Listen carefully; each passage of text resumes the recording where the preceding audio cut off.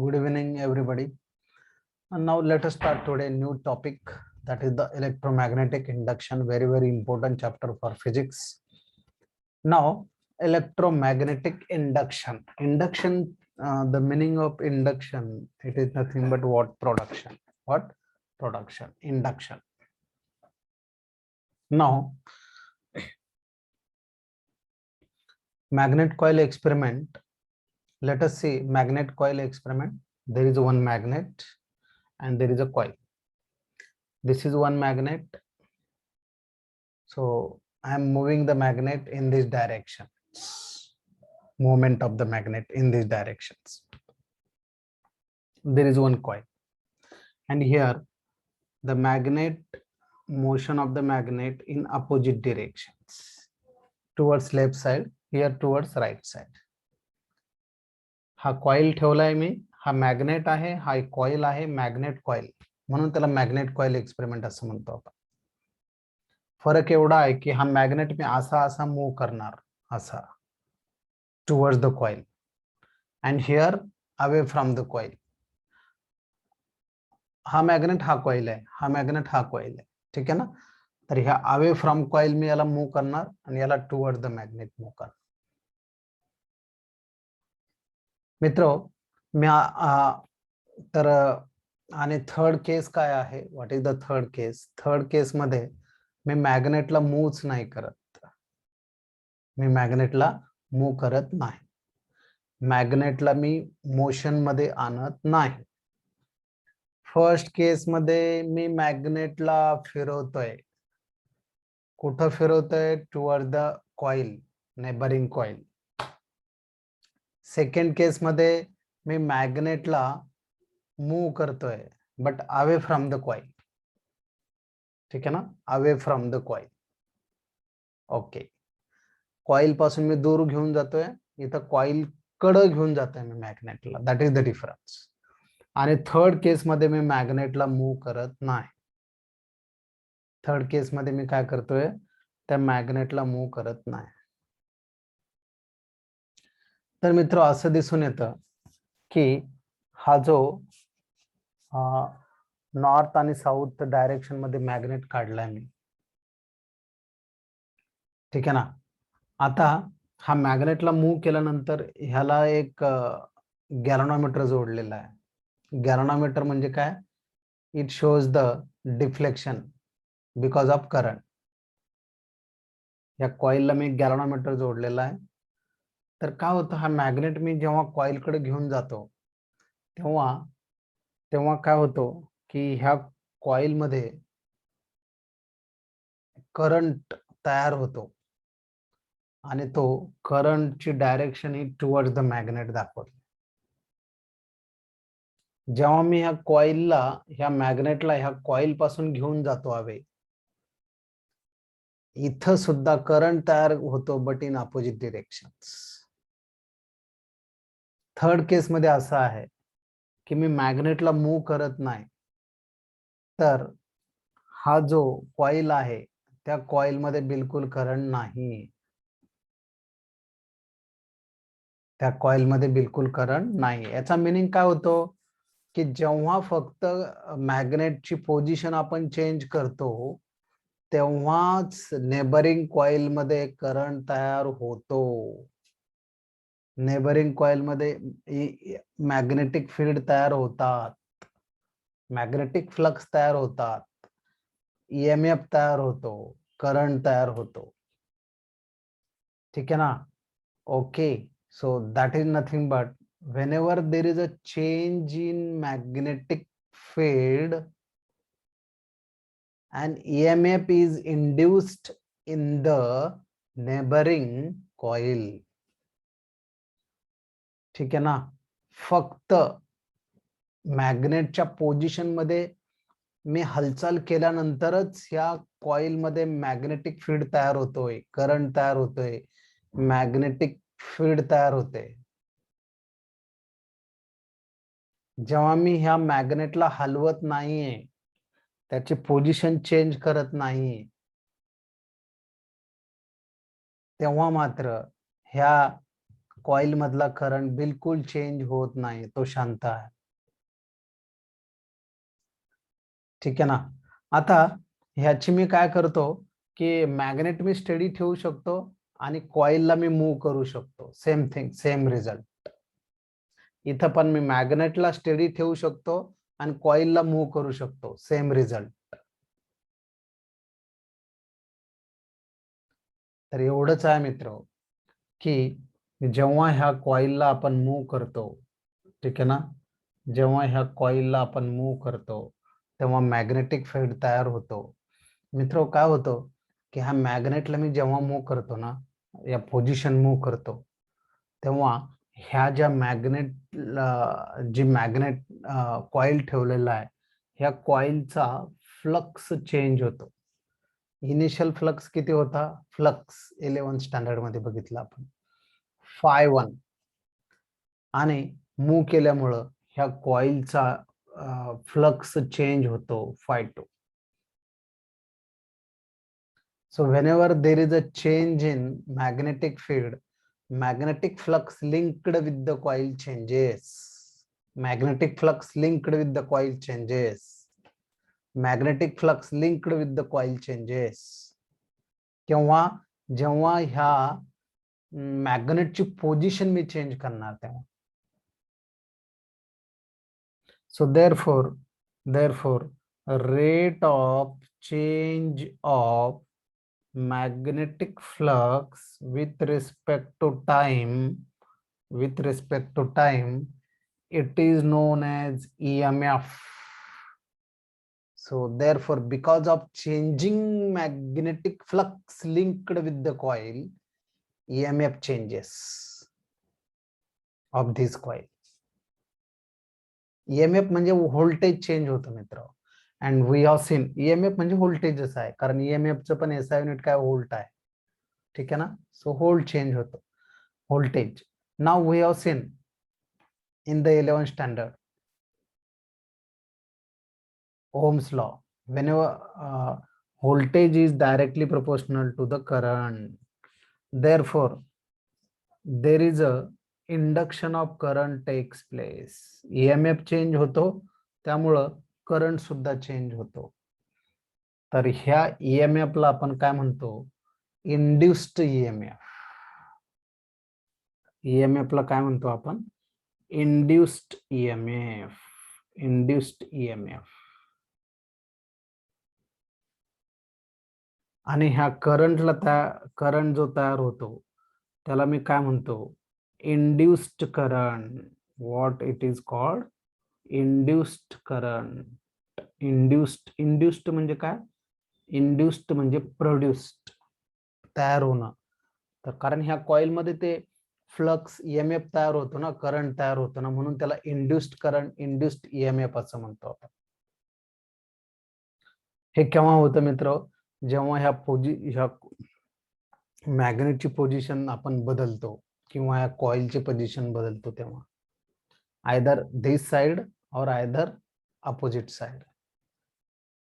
तर इथला current increase होतो मित्र, म्हणून तर ही मॅग्नेटकडे ही डायरेक्शन दाखवतो ॲरो. आता इथं काय होतं मित्र?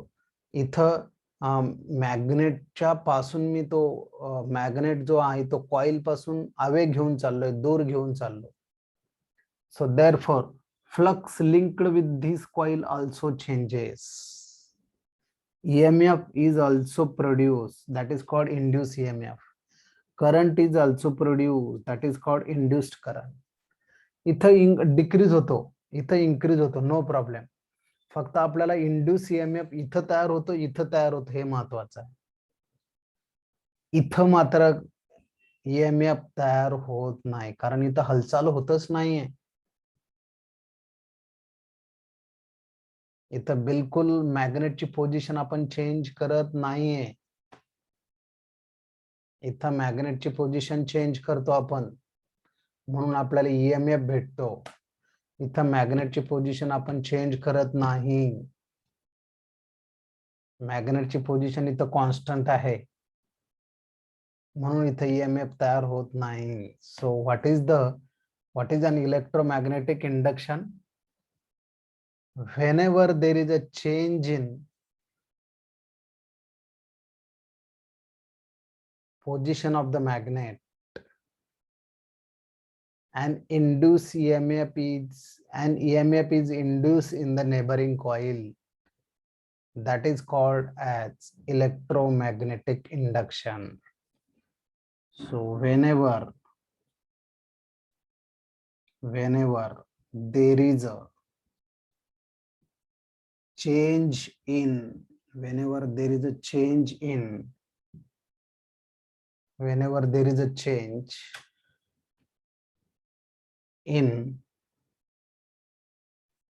magnetic whenever there is a change in magnetic flux, whenever there is a change in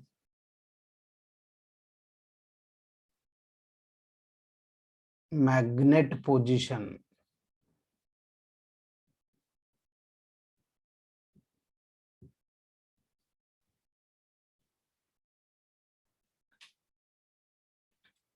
or magnetic flux and or magnetic flux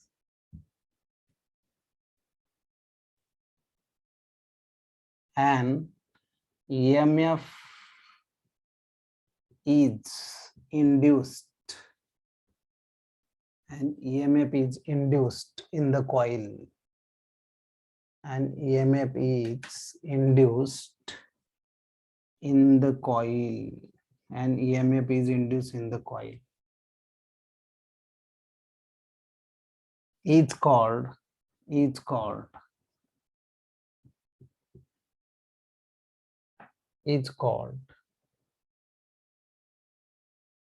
electromagnetic induction. It's called electromagnetic induction. ठीक है ना? त्याला काय म्हणतोय आपण? Electromagnetic induction. Whenever there is a change in magnetic position or magnetic flux and EMF is induced in the coil, is called electromagnetic induction. हे खूप महत्वाचं आहे. Whenever there is a change position change, इथं change होते, इथं change होते, तेव्हाच magnetic flux या कॉइल मध्ये तयार होतो. इथं होत नाहीये. So that is the definitions for electromagnetic inductions. Clear? Please write it down properly. Yes.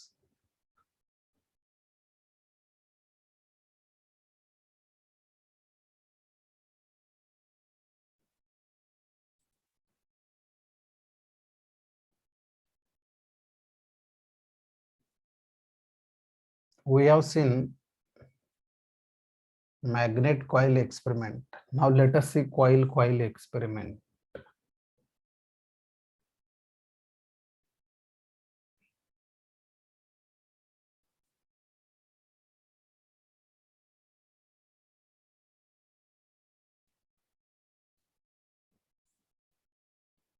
This is one coil.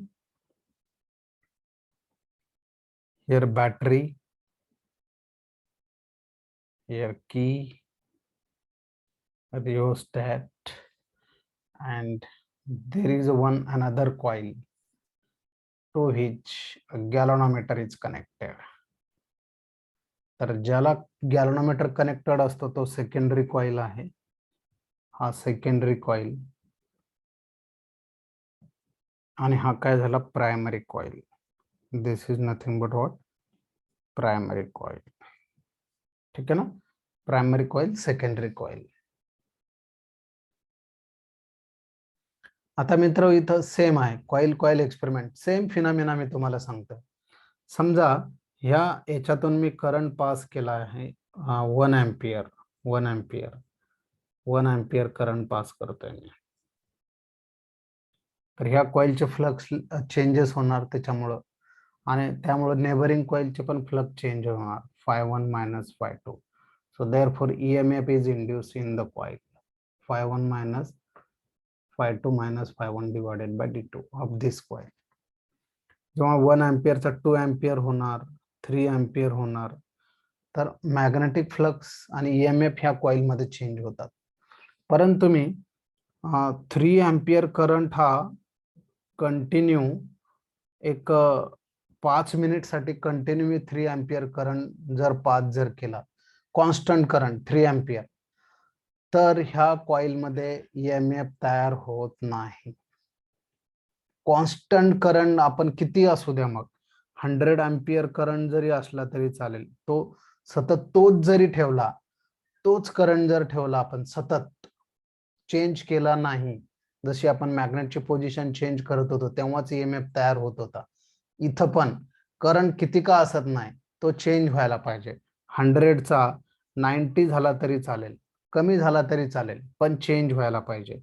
100चा 110 ampere झाला तरी चालेल, चेंज व्हायला पाहिजे.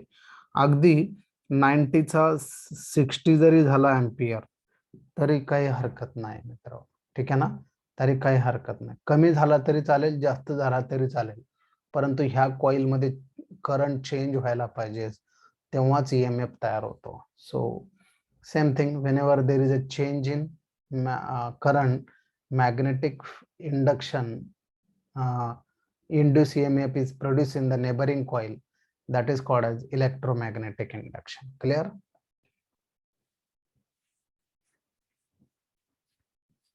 Now next one, it is nothing but Faraday's laws of electromagnetic induction. Faraday's laws.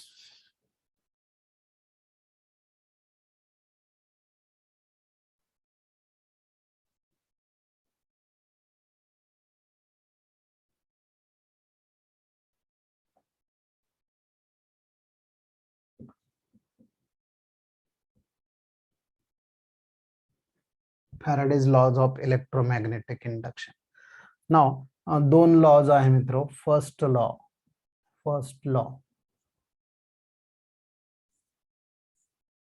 So what is that?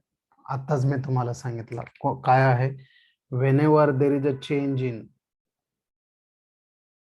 whenever there is a change in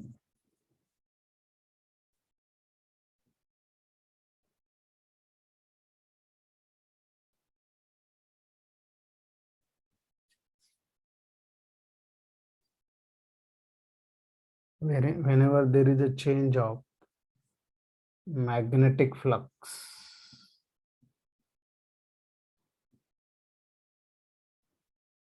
of the closed circuit,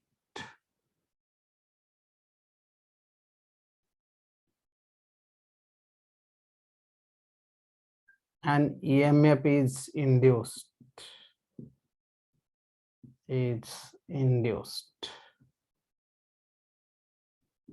in that circuit,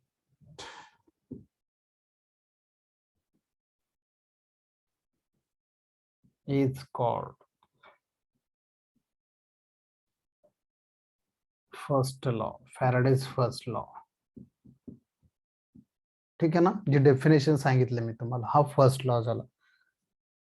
now what is the second law? What is the second law? मित्रो, second law असा आहे की तो पण सुद्धा बघितलेला आहे आपण, जो ईएमएफ तयार होतो, it is a directly proportional to the rate of change of flux with respect to time. So therefore rate of change of flux with respect to time, ठीक है ना. So therefore directly proportional sign येणार इथं, equal to some constant k d phi by dt. Suppose the value for k it is 1, so therefore what is the value for EMF? d phi by dt. So that is nothing but Faraday's second law. So what is that second law? The flux EMF induced in the coil, EMF induced in the coil is directly proportional to the rate of change of flux with respect to time. So that is nothing but Faraday's second law. So what is that? EMF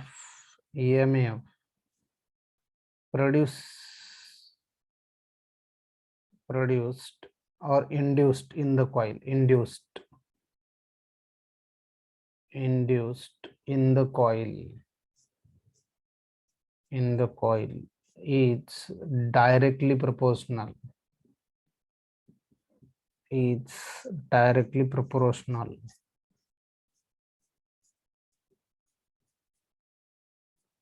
to the rate of change of flux with respect to time.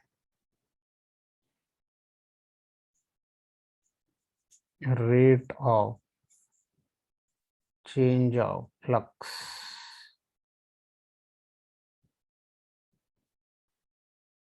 with respect to time.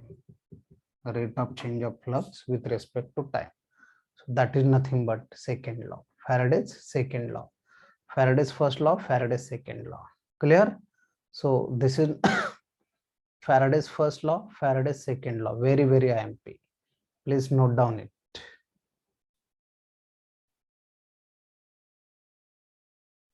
तर मित्रो जो आपण experiment बघितला, coil experiment, magnet coil experiment, ठीक आहे ना. तर त्या एक्सपेरिमेंट वरच आधारित हे दोन लॉज आहे, Faraday's first law, Faraday's second law. तर फॅराडेज फर्स्ट लॉ मध्ये कॉज सांगितलं की कॉज म्हणजे काय, कारण, की कशामुळं EMF इंड्यूस होतो, कशामुळं, there is a change in magnetic flux, then change in position of the magnet, त्यामुळं. आणि सेकंड लॉ मध्ये काय सांगितलं की तो EMF जो तयार होतो तो कशावर डिपेंड आहे, फ्लक्सवर. So magnitude of EMF, second law काय सांगतो आपल्याला, magnitude of EMF, it is nothing but d∅dt. That's it. मित्रो, आता एक दुसरा आहे लेन्स लॉ. लेन्स लॉ, आता लेन्स लॉ आपल्याला डायरेक्शन बद्दल इन्फॉर्मेशन देतो. जसं फॅराडेज लॉज काय सांगतो आपल्याला, d∅dt, ठीक आहे ना, फॅराडेज सेकंड लॉ. तर फक्त इथं मायनस साइन येतो, that is nothing but Lenz law, d∅dt, that is nothing but what, lens law. तर लेन्स लॉ काय होतं मित्रो, की हा जो मॅग्नेट आपण काढलाय, हा मॅग्नेट आहे, साऊथ आणि नॉर्थ डायरेक्शन, आणि हा काय झाला, एक कॉइल आहे, ठीक आहे ना, हा कॉइल आहे. तर कॉइल मध्ये काय होतो, करंट आपण बघितलं, due to the change in position of the magnet, EMF is induced in this coil, so that is phi2 minus phi1 divided by dt, ठीक आहे ना. EMF इंड्यूस तयार होतो. आता करंट तयार झालं ना मित्र, करंट तयार झालं, current carrying coil acts as a magnet, current carrying coil acts as a magnet, current carrying coil acts as a magnet. तर हा एक मॅग्नेट तयार होतो, आणि हा नॉर्थ पोल आणि साऊथ पोल असे पोल तयार होतात, कारण मॅग्नेटला नॉर्थ आणि साऊथ पोल असतो. आता नॉर्थला काय करणार, रिपेल करणार. झाली काय स्टोरी मित्र ही, की ह्या मॅग्नेटमुळे त्याच्यामध्ये मॅग्नेटिक फ्लक्स तयार होतात, आणि नंतर हाच कॉइल याला अपोज करतो. So that is why minus sign it is there. जो EMF तयार होतो ना मित्र फ्लक्स मुळे, तेच फ्लक्स आता ह्या मॅग्नेटला अपोज करतात, त्या EMF ला अपोज करतात. So therefore E it is equal to minus d∅dt. So that is nothing but Lenz law. Lenz law आपल्याला डायरेक्शन बद्दल इन्फॉर्मेशन देतो, ठीक आहे ना. So Lenz law is based on, Lenz law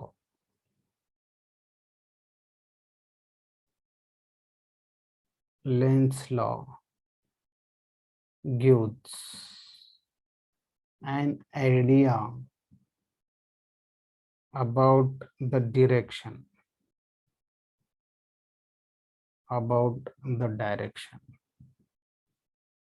ठीक आहे ना. सो फ्लक्सची डायरेक्शन आणि EMF ची डायरेक्शन कशी अपोजिट आहे. मित्र, जसं की एक सिंपल एक्झाम्पल आहे. कोणतं एक्झाम्पल आहे की आपण काय करत आपण लहान होतो तेव्हा आपल्या आई वडिलांचं पूर्णपणे ऐकायचो. काय बिलकुल अपोजिशन मध्ये काय नाही, जे सांगितलं ते करायचो आपण. पण जसं की आपण आता मोठे झालो तर आपण थोडं विरोध करायला लागलो, अपोज करायला लागलो. म्हणजे आपण ज्याच्यापासून जन्म घेतला, म्हणजे इकडे बघा, ह्या मॅग्नेट पासून ईएमएफ तयार झाला की नाही, फ्लक्स पासून, तोच फ्लक्स आता ईएमएफ ला अपोज करतो. म्हणजे आपल्या पेरेंट्सने आपल्याला जन्म दिला तर आपणच त्यांना आता विरोध करणार. म्हणजे ईएमएफचा जन्म कशापासून झाला? फ्लक्स पासून. आणि तोच फ्लक्स आता ईएमएफ ला अपोज करतोय. फिनिश.